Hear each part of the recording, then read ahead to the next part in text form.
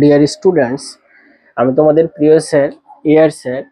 আজ আমি তোমাদের দেখাবো কুলম্বস ল এর কিছু ভেরিয়েশন।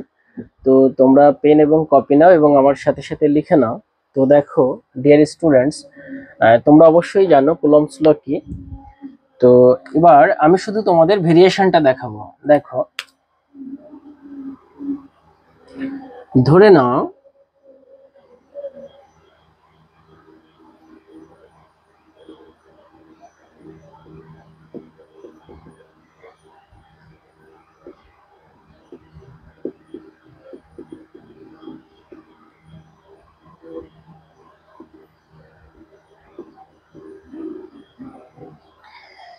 ধরে নাও যে এই যে একটা ব্লক রয়েছে, এই ব্লকের চার্জ হচ্ছে +m আর এখানে -q।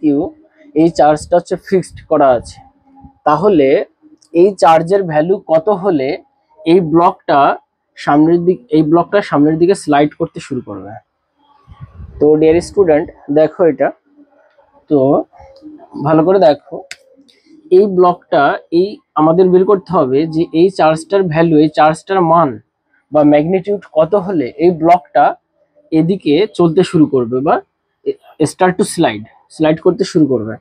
তো দেখো ডিয়ার স্টুডেন্ট, এই ব্লকটার উপরে দুটো ফোর্স কাজ করবে। একটা হচ্ছে এই চার্জের জন্য ইলেকট্রোস্ট্যাটিক ফোর্স কাজ করবে, আর এদিকে কি করে ফ্রিকশন ফোর্স কাজ করবে। যদি এই ইলেকট্রোস্ট্যাটিক ফোর্স এবং এই ফ্রিকশনাল ফোর্স, এই দুটো ফোর্স যদি সমান হয়, অর্থাৎ যদি সমান হয়, তাহলে ব্লকটা স্টার্ট টু স্লাইড করতে শুরু করবে। অথবা এটা যদি বড় হয় এটা থেকে, তাও স্লাইড করতে শুরু করবে। তাহলে আমরা এই কিউ এর ভ্যালুটা বের করব। তাহলে আমাদের কি হবে, তোমরা জানো ইলেকট্রোস্ট্যাটিক ফোর্স হচ্ছে কে কিউ কিউ এল স্কোয়ার, আর এটা হচ্ছে ফ্রিকশনাল ফোর্স, স্ট্যাটিক ফ্রিকশন। তাহলে আমাদের এই কিউ এর ভ্যালু বের করতে হবে। তাহলে কিউ এর ভ্যালুটা কি হলো,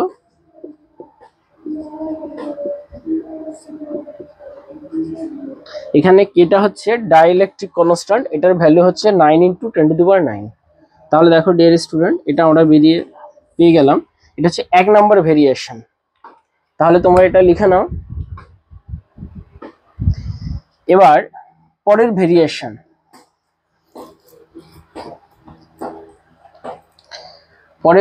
দেখো 2 নম্বর ভেরিয়েশন।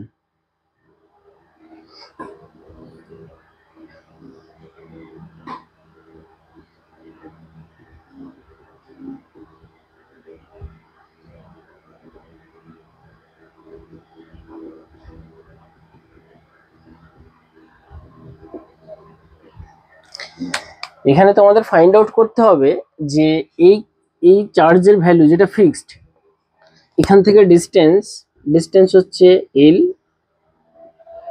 তো এই চার্জের, এই ক্যাপ কিউ, এই চার্জের ভ্যালু কত হলে বা এর ম্যাগনিটিউড কত হলে এই ব্লকটা উপরের দিকে স্লাইড করতে শুরু করবে। তাহলে দেখো ডিয়ার স্টুডেন্ট, এটা আমরা কি করে ফাইন্ড আউট করব।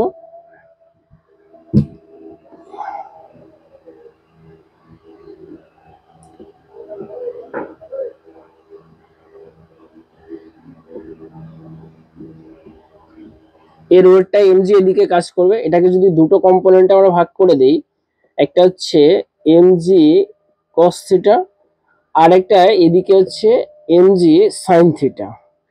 আর এটা যখন উপরের দিকে স্লাইড করতে শুরু করবে, তাহলে এর এগেইনস্টে এফএসটা কাজ করবে। তাহলে এখানে ইলেকট্রোস্ট্যাটিক ফোর্স যদি MG sine theta plus frictional force, এই দুটো ফোর্সের সমান যদি হয়, তাহলে এই ব্লকটা উপরের দিকে স্লাইড করতে শুরু করবে। তাহলে দেখো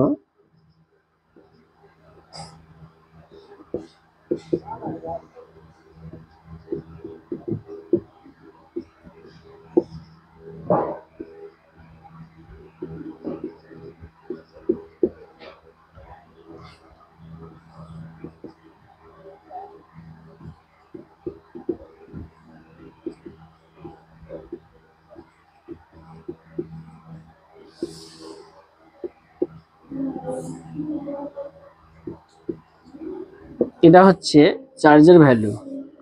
তাহলে ডিয়ার স্টুডেন্ট দেখো, এটা একটা ভেরিয়েশন, যেই মেইন, অ্যাডভান্স এবং নিটের জন্য শুধুমাত্র এই ভেরিয়েশন গুলো দরকার হয়, এটা বোর্ডসের জন্য দরকার হয় না। তো দেখে না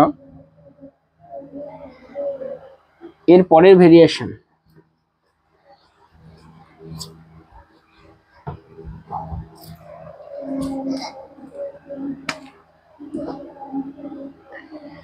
এর পরে ভেরিয়েশন দেখো, এখানে একটা ব্লক আছে, ব্লকের মাস এম এবং এখানে প্লাস কিউ চার্জ রাখা আছে এবং এটা ফিক্সড, এই ব্লক ফিক্সড। এবার একটা স্প্রিং,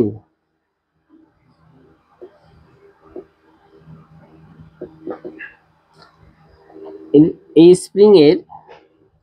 স্প্রিং কনস্ট্যান্ট কে এবং ন্যাচারাল লেন্থ হচ্ছে এল নট।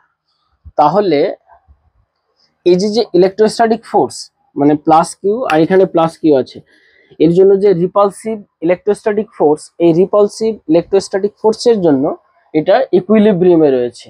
তাহলে তোমাদের ফাইন্ড আউট করতে হবে এলাঙ্গেশন অফ দ্য স্প্রিং।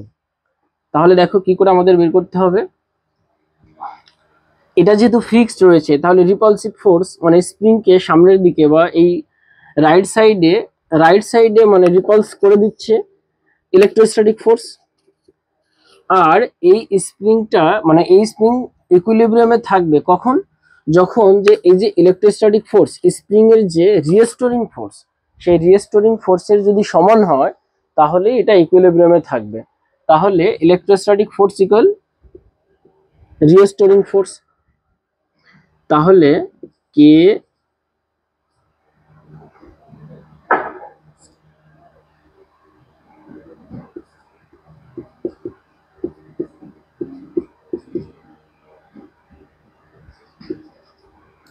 এখানে দেখো, এটা হচ্ছে ন্যাচারাল লেন্থ অফ স্প্রিং আর এক্সটা হচ্ছে এলনগেশন, মানে কতটা প্রসারিত হয়েছে এলনগেশনটা। তো তাহলে total length, natural length plus elongation, তাহলে এটা দেখতে পাচ্ছ। আর তোমরা এটা মনে রাখবে, এখানে কে হচ্ছে স্প্রিং কনস্ট্যান্ট আর এখানে এটা হচ্ছে কে হচ্ছে ডাইইলেকট্রিক কনস্ট্যান্ট। সুতরাং এই দুটো কে কিন্তু এক নয়, এই দুটো আলাদা। তাহলে এই ইকুয়েশন থেকে তোমরা স্প্রিং এর যে এলনগেশন হয়েছে যতটা, সেটা মানে বের করা সম্ভব বা তোমরা খুব সহজে বের করতে পারবে। এবার দেখো পরের ভেরিয়েশন।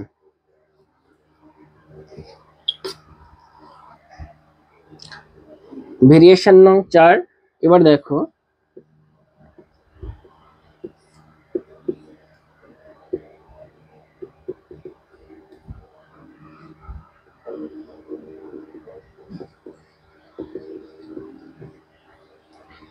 এখানে দেখছো যে এই চার্জের আমাদের এখান থেকে ফাইন্ড আউট করতে হবে যে এই চার্জের ভ্যালু বা মান বা ম্যাগনিটিউড কত হলে এই ব্লকটা উপরের দিকে চলে যাবে, মানে উপরের দিকে এই চার্জের কাছে চলে আসবে, মানে লিফট আপ করতে শুরু করবে।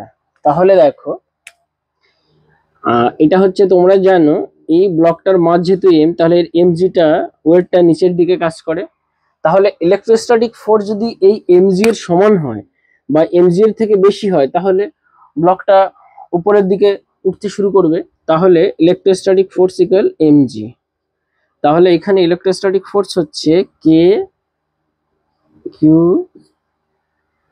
H square MG.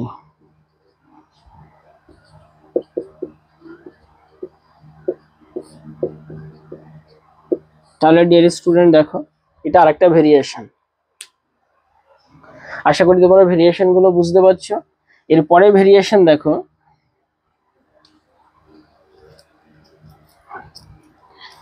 5 নম্বর ভেরিয়েশনটা দেখো।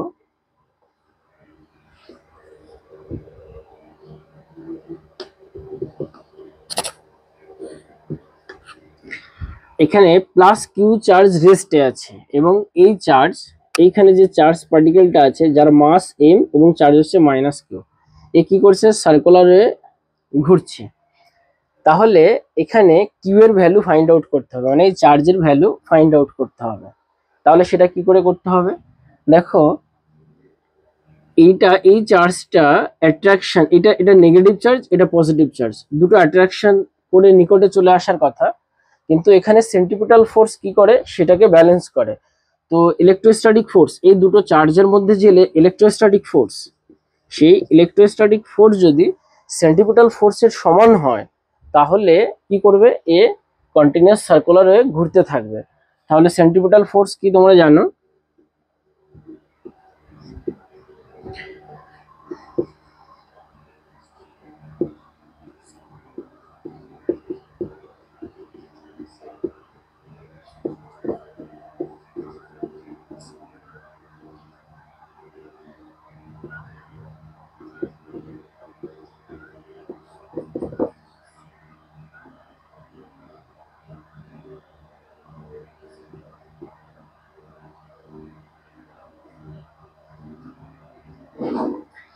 কিউটাকে বাইরে নিয়ে আসা যায় বা ভিতরে রেখে দিতে পারে, কোনো অসুবিধা নেই। এই কোশ্চেন থেকে কখনো, এই ভেরিয়েশন থেকে কখনো চার্জের ভ্যালু চায়, কখনো ইলেকট্রনের স্পিড চায়, যে find out the speed of electron. বিভিন্নভাবে কোশ্চেন চাওয়া হতে পারে। তাহলে ডিয়ার স্টুডেন্ট, তোমরা দেখতে পাচ্ছ যে ভেরিয়েশন গুলো কত ইন্টারেস্টিং হয়। তো এরপরে দেখো,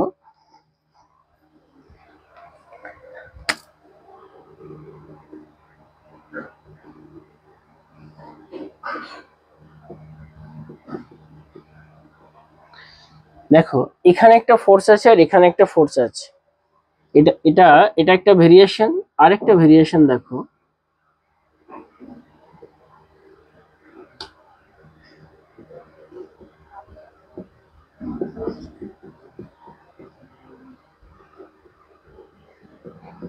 দেখো, এই দুটো চার্জের মধ্যে ইলেকট্রোস্ট্যাটিক ফোর্স আর এই দুটো চার্জের মধ্যে ইলেকট্রোস্ট্যাটিক ফোর্স, পার্থক্যটা তোমরা দেখতে পাচ্ছ যে এখানে কোনো কোঅর্ডিনেট দেওয়া নেই, এখানে দুটো চার্জ, যে পয়েন্ট চার্জের দুটোরই কোঅর্ডিনেট দেওয়া আছে। তাহলে এই ফার্স্ট ক্ষেত্রে ইলেকট্রোস্ট্যাটিক ফোর্স কত হবে, আর সেকেন্ড ক্ষেত্রে এই কেসে ইলেকট্রোস্ট্যাটিক ফোর্স কত হবে। তাহলে তোমরা এটা খুব সহজেই পারবে, বাট এইটা তোমরা মানে পারবে না, অনেকেই পারবে না। তো দেখো কি করে করতে হবে। তো এটা হচ্ছে, তোমরা খুব ভালো করে জানো ইলেকট্রোস্ট্যাটিক ফোর্স, এটা তোমরা নর্মালি সবাই জানো। এবার এটা দেখো, এটা এই দুটোর মধ্যে ইলেকট্রোস্ট্যাটিক ফোর্স, এই দুটোর মধ্যে ইলেকট্রোস্ট্যাটিক ফোর্সের যে ম্যাগনিটিউড, সেটা হচ্ছে কে কিউ1 কিউ2 আর স্কোয়ার। কিন্তু দেখো ডিয়ার স্টুডেন্ট, এখানে কোঅর্ডিনেট দেওয়া রয়েছে, তার মানে এটা আমাদের ভেক্টর ফর্মে নিয়ে যেতে হবে। যেহেতু কোঅর্ডিনেট দেওয়া রয়েছে, তাহলে এটা তো আমরা ফোর্সের ম্যাগনিটিউড পেয়েছি, এটা তো ম্যাগনিটিউড রয়েছে। এই ম্যাগনিটিউডের সঙ্গে যদি আমরা ডিরেকশন মাল্টিপল করে দেই, তাহলে কি হয়ে যাবে, ভেক্টর ফর্মে চলে যাবে। তাহলে ডিরেকশনটা কি, সেটা হচ্ছে আর ক্যাপ। এবার দেখো,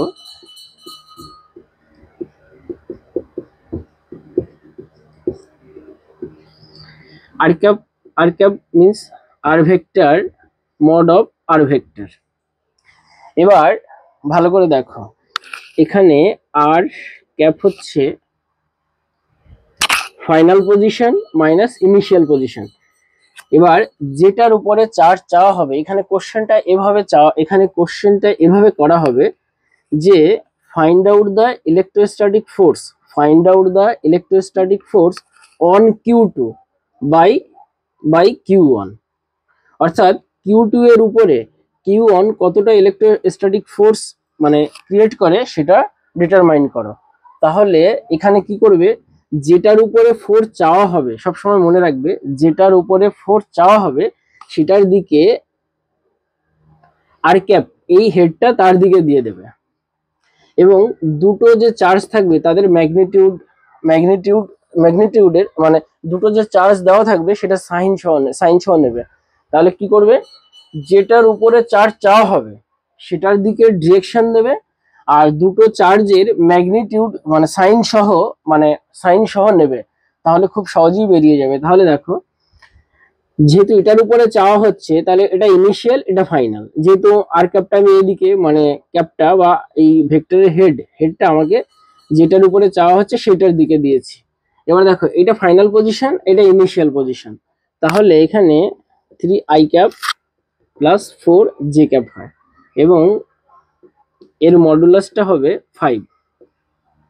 তাহলে আলটিমেটলি কি দাঁড়ালো, দেখো, কে কিউ1 কে কিউ2 আর স্কোয়ার এবার আর ভেক্টর হচ্ছে 3i cap plus 4j cap, আর এর ভ্যালুটা হচ্ছে 5। তাহলে ভালো করে দেখো কে Q1 Q2, যেহেতু এটাও আর এটাও তো মড অলরেডি দেখাই যাচ্ছে, তাহলে